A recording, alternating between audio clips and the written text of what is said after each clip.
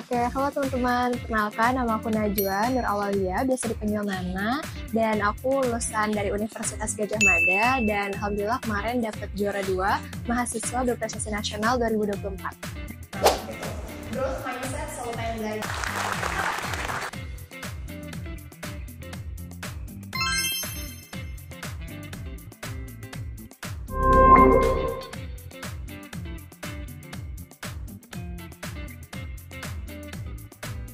Motivasi pertama sebenarnya adalah ini ajang untuk mencari jati diri dan juga untuk bisa berkontribusi lebih luas gitu. Karena aku sendiri ngerasa ini tuh jadi wadah untuk kita bisa mengekspresikan diri, untuk meningkatkan kreativitas dan juga untuk memberikan dampak yang lebih besar ke depannya.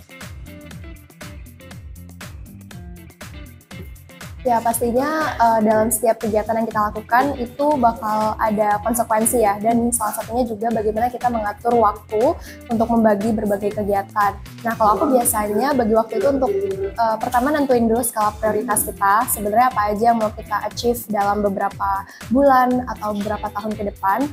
Terus juga aku selalu pakai namanya Eisenhower Matrix, jadi dia untuk membagi kegiatan ke dalam 4 kuadran untuk itu berdasarkan tingkat kepentingan, tingkat juga urgensinya gitu. Jadi kita lebih tahu mana sih yang harus diutamakan, mana yang didelegasikan, mana yang harus kita schedule atau mana yang harus kita hapus atau delete gitu kegiatan atau agendanya. Selain itu biasanya aku juga pakai time blocking kalau emang lagi mau fokus banget, jadi benar-benar lebih mindfulness untuk ngelakuin sesuatu. Dan yang ketiga aku juga biasanya pakai teknik Pareto rules ataupun untuk tahu sebenarnya apa sih hal yang 80% hasilnya itu dari 20% yang kita lakukan, jadi kita tahu impact-nya juga. Dan yang ketiga juga aku biasanya pakai Pomodoro teknik sih kalau lagi belajar biar lebih efektif dan biar nggak burn out, jadi kita bisa tetap enjoy juga proses dalam ngejalaninnya gitu.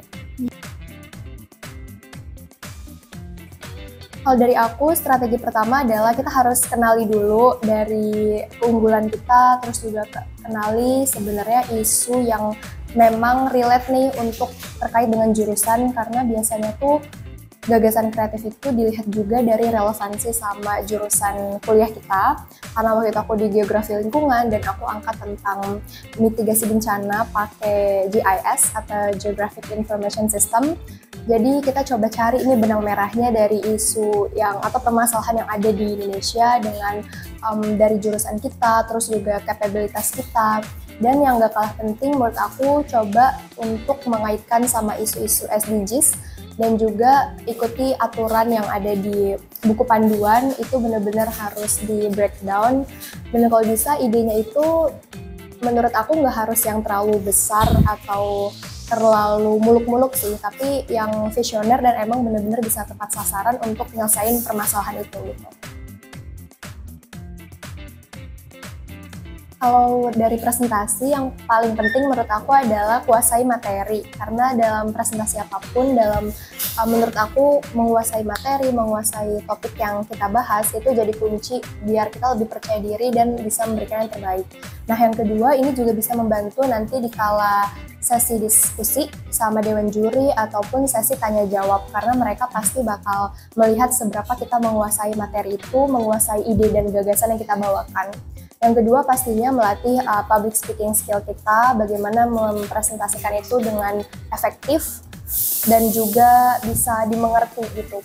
Dan yang gak kalah penting menurut aku adalah latihan sama adanya feedback juga gitu. Jadi sering berlatih, terus juga minta feedback dari orang lain, misalnya dosen ataupun dari pembimbing ataupun dari orang yang memang bisa memberikan masukan biar lebih baik lagi. Intinya pesannya tersampaikan, idenya tersampaikan, dan membuktikan kalau emang itu tuh otentik gitu. Ya, untuk capaian unggulan menurut aku itu adalah proses yang panjang juga. Bahkan aku pun ngumpulin 3 tahun untuk memberikan capaian unggulan yang terbaik. Karena capaian unggulan itu sebenarnya lebih ke portofolio ya. Jadi selama kita kuliah tuh kita udah ngapain aja, dan itu dibagi jadi 7. Jadi ada kompetisi, penghargaan, pengabdian, dan lain-lainnya. Jadi menurut aku cara biar maksimal adalah kita benar-benar harus banyak explore Dan jangan takut buat gagal, misalnya kita coba suatu kegiatan terus belum berhasil, kita coba lagi. Nah, waktu itu aku pas di tahun lalu, aku juga masukin kebanyakan itu capaian unggulan di level nasional sama internasional, biar poinnya lebih tinggi gitu. Jadi semakin tinggi jenjangnya di level nasional atau bahkan internasional, bahkan bisa juara gitu ya, dapat penghargaan tertentu, itu bakal lebih bagus poinnya karena poinnya lebih tinggi. Nah, jadi kalau mau maksimalin di poinnya itu targetnya minimal kalau nggak nasional, internasional gitu, pertama. Nah, yang kedua pastinya juga kita highlight dari prestasi atau penghargaan yang kita dapat itu sebenarnya dampaknya apa aja, atau kayak udah bisa memberikan impact yang sejauh apa sih gitu. Karena itu bakal ditanya juga biasanya.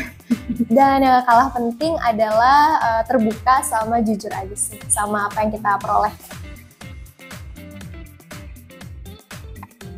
Yang pertama menurut aku lebih ke ini ya, ketika menyusun gagasan kreatif ataupun mempersiapkan berkas-berkasnya, yang pertama itu adalah nggak mengikuti aturan, karena kan udah ada nih buku panduannya.